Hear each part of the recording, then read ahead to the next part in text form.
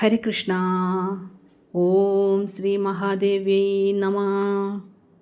ശ്രീ ലളിത സഹസ്രനാമ സ്തോത്രത്തിലെ കാളരാത്യാദിശക്ത്യൗഗവൃതാ സ്നിഗ്ധൗദനപ്രിയ മഹാവീരേന്ദ്രവരദാരാഗിണ്യംബാസ്വരൂപിണി എന്ന ശ്ലോകം വരെയുള്ള അർത്ഥമാണ് മനസ്സിലാക്കിയത്.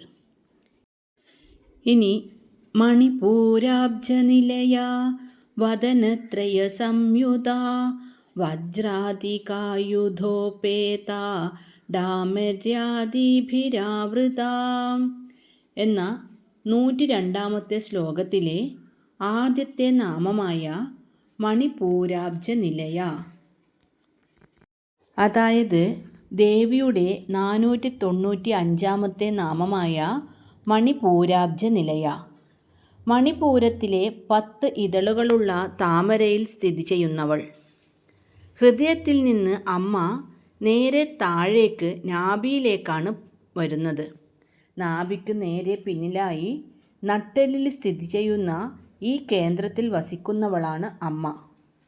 സൂര്യൻ്റെ തേജസ്സുള്ള ഈ ചക്രം നമ്മുടെ ശരീരത്തിലെ അഗ്നിയുടെ, അതായത് ദഹന പ്രക്രിയയുടെ കേന്ദ്രമാണ്.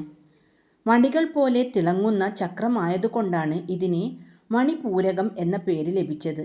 ഇവിടെ അമ്മ ലാഗിനി എന്ന ഭാവത്തിൽ സ്ഥിതി ചെയ്യുന്നു. ഇനി ദേവിയുടെ 496 നാമമായ വദനത്രയ സംയുത, അതായത് ഈ ലാഗിനി ദേവിക്ക് 3 മുഖങ്ങളാണുള്ളത്.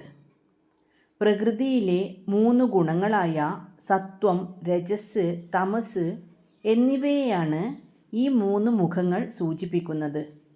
നമ്മുടെ ഭക്ഷണത്തെയും പ്രവൃത്തിയെയും ഈ 3 ഗുണങ്ങളാണ് നിയന്ത്രിക്കുന്നത്. ത്രികാലങ്ങളെയും ഒരുപോലെ വീക്ഷിക്കുന്നവളാണ് അമ്മ. മണിപൂരകം അഗ്നിതത്വമായതുകൊണ്ട് അഗ്നിയുടെ 3 അവസ്ഥകളെയും, അതായത് ജ്വാല, പ്രകാശം, ചൂട്, ഈ 3 അവസ്ഥകളെയും ഈ 3 മുഖങ്ങൾ പ്രതിനിധീകരിക്കുന്നു. ഇനി ദേവിയുടെ 497 നാമമായ വജ്രാധികായുധോപേത, വജ്രം തുടങ്ങിയ ആയുധങ്ങൾ ധരിച്ചവൾ. വജ്രം എന്നത് ദേവേന്ദ്രൻ്റെ ആയുധമാണ്. ഇത് കഠിനമായ അജ്ഞാനത്തെ ഭേദിക്കാനുള്ള ശക്തിയെയാണ് സൂചിപ്പിക്കുന്നത്. മണിപൂരക ചക്രം അഗ്നിതത്വമായതുകൊണ്ട് അഗ്നിയിൽ നിന്ന് ഉത്ഭവിക്കുന്ന മിന്നൽ പിണറിന് തുല്യമായ വജ്രായുധം ദേവി ധരിച്ചിരിക്കുന്നു. മാത്രമല്ല, വജ്രം ലോകത്തിലെ ഏറ്റവും കഠിനമായ പദാർത്ഥമാണ്. അതിനെ തകർക്കാൻ ഒന്നിനും കഴിയില്ല. നമ്മുടെ ഉള്ളിലെ നിശ്ചയദാർഢ്യം വജ്രം പോലെ ദൃഢമായിരിക്കണം എന്ന് ഈ ആയുധം സൂചിപ്പിക്കുന്നു. വജ്രായുധം കൂടാതെ കുന്തം, ദണ്ഡം, അഭയം എന്നിവയാണ് ദേവി ധരിച്ചിരിക്കുന്ന മറ്റ് ആയുധങ്ങൾ. ഇനി ദേവിയുടെ 498 നാമമായ ഡാമര്യാദിഭിരാവൃത, ഡാമരി തുടങ്ങിയ ശക്തികളാൽ ചുറ്റപ്പെട്ടവൾ. ആവൃത എന്നാൽ ആവരണം ചെയ്യപ്പെട്ടവൾ അഥവാ ചുറ്റപ്പെട്ടവൾ എന്നർത്ഥം. മണിപൂരക ചക്രത്തിന് 10 ദളങ്ങളാണുള്ളത്. ഈ 10 ദളങ്ങളിൽ വസിക്കുന്ന 10 ദേവിമാരുണ്ട്. അവരിൽ ആദ്യത്തെ ദേവിയുടെ പേരാണ് ഡാമരി. ഡാമരി മുതൽ തുടങ്ങുന്ന ഈ 10 ശക്തികളാൽ പരിസേവിതയായി നടുവിൽ വിളങ്ങുന്നവളാണ് പരാശക്തി. നമ്മുടെ 10 ഇന്ദ്രിയങ്ങളെയും, അതായത് 5 ജ്ഞാനേന്ദ്രിയങ്ങൾ, 5 കർമ്മേന്ദ്രിയങ്ങൾ, ഇവയെ നിയന്ത്രിക്കാനുള്ള കരുത്ത് ഈ ശക്തികളാണ് നൽകുന്നത്. ഇനി 103 ശ്ലോകത്തിലേക്ക് പോകാം.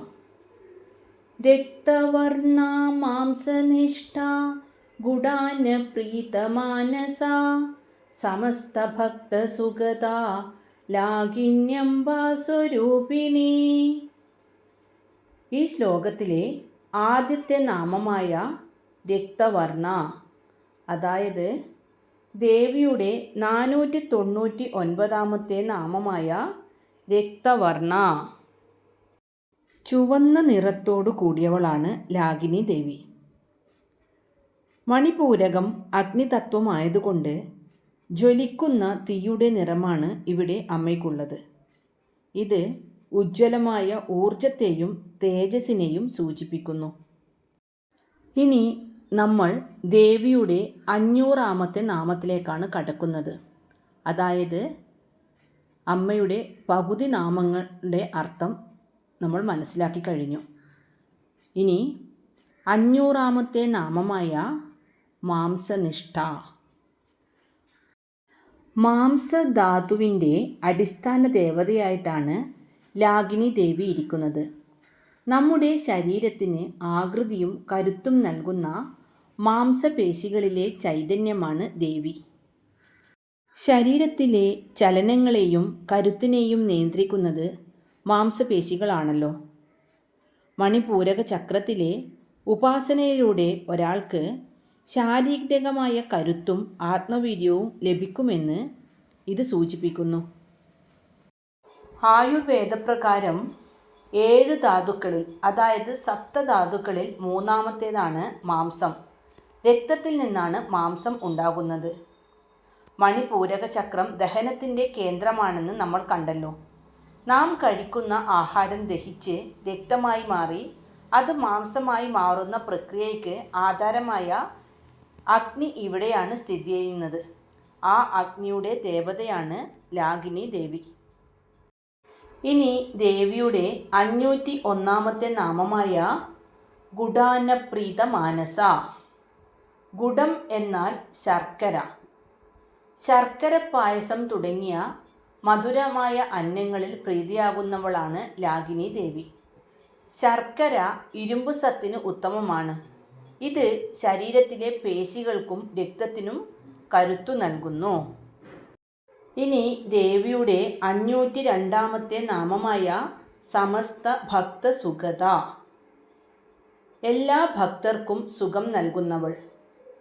ഭേദഭാവമില്ലാതെ തന്നെ വിളിക്കുന്ന എല്ലാവർക്കും ശാന്തിയും സന്തോഷവും നൽകുന്നവളാണ് അമ്മ. ഈ ലോകത്തിൽ ജീവിക്കാൻ ആവശ്യമായ സൗകര്യങ്ങളും, അതായത് ഭൗതിക സുഖസൗകര്യങ്ങളും മനസ്സിൻ്റെ സമാധാനവും മോക്ഷവും, അതായത് ആത്മീയമായിട്ടുള്ളത്, ഒരുപോലെ നൽകുന്നവളാണ് ദേവി. മാംസനിഷ്ഠയായ ദേവിയായതുകൊണ്ട് ശരീരത്തിലെ പേശികൾക്കും ദഹനവ്യവസ്ഥയ്ക്കും ഉണ്ടാകുന്ന അസുഖങ്ങൾ മാറ്റി ഭക്തർക്ക് ആരോഗ്യപരമായ സുഖം നൽകുന്നവൾ എന്നും ഈ നാമത്തെ വ്യാഖ്യാനിക്കാം. ഇനി ദേവിയുടെ 503ാമത്തെ നാമമായ ലാകിന്യംബ സ്വരൂപിണി. ലാകിനി എന്ന ദേവിയുടെ രൂപം ധരിച്ചവൾ. മണിപൂരക ചക്രത്തിലെ അധിഷ്ഠാന ദേവതയാണ് ലാകിനി. 10 ഇതളുകളുള്ള മണിപൂരക പത്മത്തിൽ രക്തവർണ്ണത്തോടും 3 മുഖങ്ങളോടും കൂടി ജ്വലിക്കുന്ന അഗ്നിയായി അമ്മ വസിക്കുന്നു. ശരീരത്തിലെ പേശികൾക്ക് കരുത്തു നൽകുന്നതും കർമ്മങ്ങൾ ചെയ്യാനുള്ള ശാരീരിക ശേഷി നിലനിർത്തുന്നതും ലാഗിനി ദേവിയാണ്. ഒരു ലക്ഷ്യത്തിലെത്താനുള്ള ഇച്ഛാശക്തിയുടെ കേന്ദ്രമാണ് ലാഗിനി ദേവി. ഇനി നമുക്ക് 104ാമത്തെ ശ്ലോകത്തിലേക്ക് പോകാം. സ്വാദിഷ്ഠാനാംബുജഗത ചതുർവക്ത്ര മനോഹര ശൂലാദ്യായുധ സമ്പന്ന പീതവർണാതിഗർവിത. ഈ ശ്ലോകത്തിലെ ആദ്യത്തെ നാമമായ സ്വാദിഷ്ഠാനാംബുജഗത, അതായത് ദേവിയുടെ 504ാമത്തെ നാമം സ്വാദിഷ്ഠാനാംബുജഗത. സ്വാധിഷ്ഠാനമാകുന്ന താമരയിൽ വസിക്കുന്നവൾ. സ്വ പ്ലസ് അധിഷ്ഠാനം, ഇതാണ് സ്വാധിഷ്ഠാനം. തൻ്റെ സ്വന്തം ഇരിപ്പിടം എന്നാണ് ഇതിൻ്റെ അർത്ഥം. കുണ്ടലിനി ശക്തിയുടെ വിശ്രമസ്ഥാനങ്ങളിൽ ഒന്നായ ഈ ചക്രത്തിൽ വസിക്കുന്നവളാണ് കാകിനി ദേവി. സ്വാധിഷ്ഠാന ചക്രത്തിന് 6 ദളങ്ങളാണുള്ളത്. മൂലാധാരത്തിന് മുകളിൽ ലിംഗസ്ഥാനത്തുള്ള ആധാര ചക്രമാണ് സ്വാധിഷ്ഠാനം. ഇനി ദേവിയുടെ 505 നാമമായ ചതുർവക്ത്ര മനോഹര. ചതുർ എന്നാൽ 4, വക്ത്രം എന്നാൽ മുഖം. സ്വാധിഷ്ഠാന ചക്രത്തിലെ അധിഷ്ഠാന ദേവതയായ കാകിനി ദേവിക്ക് 4 മുഖങ്ങളാണുള്ളത്. കാകിനി ദേവിയുടെ രൂപം അതീവ സുന്ദരമായതുകൊണ്ടാണ് ഇവിടെ മനോഹര എന്ന് വിശേഷിപ്പിച്ചിരിക്കുന്നത്. അമ്മയുടെ ഈ 4 മുഖങ്ങൾ 4 വേദങ്ങളെയാണ് സൂചിപ്പിക്കുന്നത്. ഋഗ്വേദം, യജുർവേദം, സാമവേദം, അഥർവവേദം എന്നീ 4 വേദങ്ങളെ ദേവിയുടെ 4 മുഖങ്ങൾ സൂചിപ്പിക്കുന്നു എന്ന് വ്യാഖ്യാനിക്കപ്പെടുന്നു. എല്ലാ ജ്ഞാനത്തിൻ്റെയും ഉറവിടം ഈ ചൈതന്യമാണെന്ന് ഇത് വ്യക്തമാക്കുന്നു. ഇനി ദേവിയുടെ 506 നാമമായ ശൂലാധ്യായുധ സമ്പന്ന. ശൂലം തുടങ്ങിയ ആയുധങ്ങളാൽ സമ്പന്നയായവൾ. ശൂലം, പാശം, കപാലം അതായത് തലയോട്ടി, ഡമരു എന്നിവയാണ് കാകിനി ദേവിയുടെ ആയുധങ്ങൾ. ശൂലത്തിൻ്റെ 3 മുനകൾ സത്വം, രജസ്, തമസ് എന്നീ 3 ഗുണങ്ങളെയാണ് സൂചിപ്പിക്കുന്നത്. ഇവയെ നിയന്ത്രിക്കാനുള്ള കരുത്ത് അമ്മയ്ക്കുണ്ട് എന്നാണ് ഈ നാമത്തിലൂടെ വ്യക്തമാക്കുന്നത്. ഇനി ദേവിയുടെ 507 നാമമായ പീതവർണ്ണ. പീതനിറം എന്നാൽ മഞ്ഞ നിറം. മഞ്ഞ നിറത്തോടു കൂടിയവളാണ് കാകിനി ദേവി. മഞ്ഞ നിറം ഐശ്വര്യത്തിൻ്റെയും മംഗളത്തിൻ്റെയും പവിത്രതയുടെയും അടയാളമാണ്. മാത്രമല്ല മഞ്ഞ നിറം ബുദ്ധിശക്തിയെയും പ്രസന്നതയെയും സൂചിപ്പിക്കുന്നു. മനസ്സിന് സന്തോഷവും ഉന്മേഷവും നൽകുന്ന ഭാവമാണിത്. ഇനി ദേവിയുടെ 508 നാമമായ അതിഗർവിത. അത്യന്തം ഗർവോടു കൂടിയവൾ. സൗന്ദര്യം, സമ്പത്ത്, വീര്യം എന്നിവയാൽ അതിയായ ഗർവുള്ളവൾ. അതായത് തൻ്റെ ഭക്തന്മാരെ സംരക്ഷിക്കാൻ തനിക്ക് ഏതറ്റം വരെയും പോകാൻ കഴിയുമെന്ന ആത്മബലമാണ് ഈ ഗർവിന് പിന്നിൽ. പ്രപഞ്ചത്തിലെ ഏറ്റവും മനോഹരമായ രൂപം എൻ്റേതാണെന്ന ബോധം, ഈ പ്രപഞ്ചത്തിലെ സകല സമ്പത്തിന്മേലുമുള്ള അധികാരത്തിലുള്ള അഭിമാനം, ഭണ്ഡാസുരനെ പോലെയുള്ള അതിശക്തരായ ശത്രുക്കളെ നിഷ്പ്രയാസം നിഗ്രഹിച്ചവൾ എന്ന വീര്യം, ഇതൊക്കെയാണ് ദേവിയുടെ അതിഗർവിത എന്ന ഭാവത്തിന് ആധാരം. ഇനി അടുത്ത ശ്ലോകത്തേക്ക് കടക്കാം. അതായത് 105 ശ്ലോകം. മേധോനിഷ്ഠ മധുപ്രീത ബന്ധിന്യാതി സമന്വിത ദദ്യന്നാസക്ത ഹൃദയ കാകിനി രൂപധാരിണി. ഈ ശ്ലോകത്തിലെ ആദ്യത്തെ നാമമായ മേധോനിഷ്ഠ, അതായത് ദേവിയുടെ 509 നാമം മേധോനിഷ്ഠ. മേധസ്സിൽ വസിക്കുന്നവൾ. കാകിനി ദേവി മേധസ്സിൻ്റെ അഥവാ കൊഴുപ്പിൻ്റെ അധിഷ്ഠാന ദേവതയാണ്. അതായത് നമ്മുടെ ശരീരത്തിന് മൃദുത്വവും സന്ധികൾക്ക് അയവും നൽകുന്ന മേധസ് എന്ന ധാതുവിനെ നിയന്ത്രിക്കുന്നത് കാകിനി ദേവിയാണ്.